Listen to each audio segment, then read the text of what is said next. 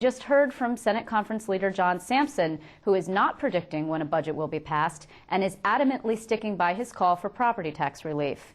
We wanted to give you an update on where things stand on the other side of the Capitol, in the Assembly as well. And we're joined now by the Majority Leader of the Assembly, Ron Canestrari. Thanks for coming in. You're welcome. Let's just first do a little house cleaning and talk very briefly about the mess that's happening on the other side. You're probably pleased it's not happening in your house, I would expect. Pedro Espada, just your thoughts on that. I mean, it's really quite something. I mean, this morning there was a raid.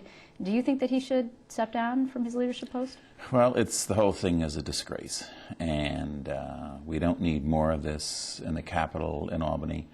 And yes, it's not our House, it's the Senate, but it's all of us. And people look at us with a very broad brush, and we're all hurt by something like this. And it's upsetting, damaging, and he should get what he's due.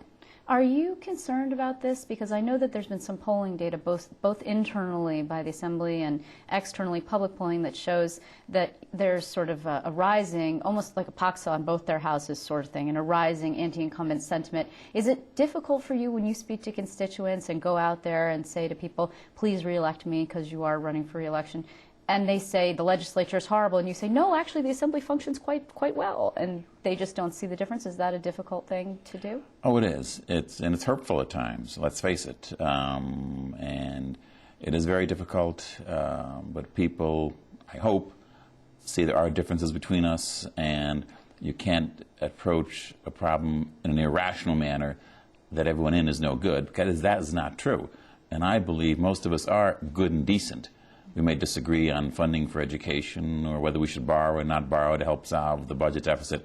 That is understandable and reasonable grounds for differences.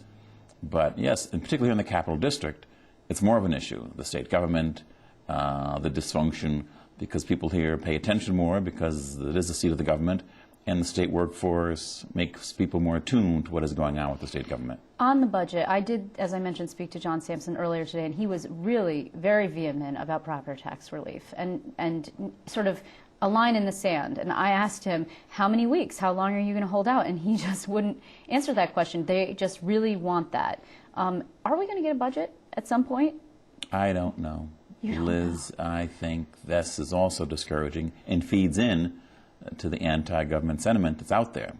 We're not helping it. And I don't believe we should draw a line in the sand on any issue, because we must get a budget that's balanced and get out and get this thing resolved. The longer it waits, the news will get worse, I think, economically, and the harder it is to convince people we're doing the right thing.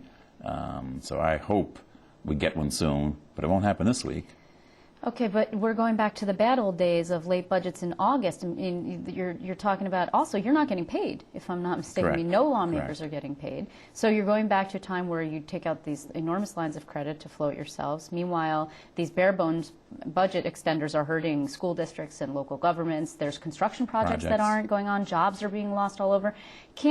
There's a reputation of the Assembly Democrats for stalling and digging in under the leadership of Shelley Silver, who is a masterful sort of chess player of this budget scene.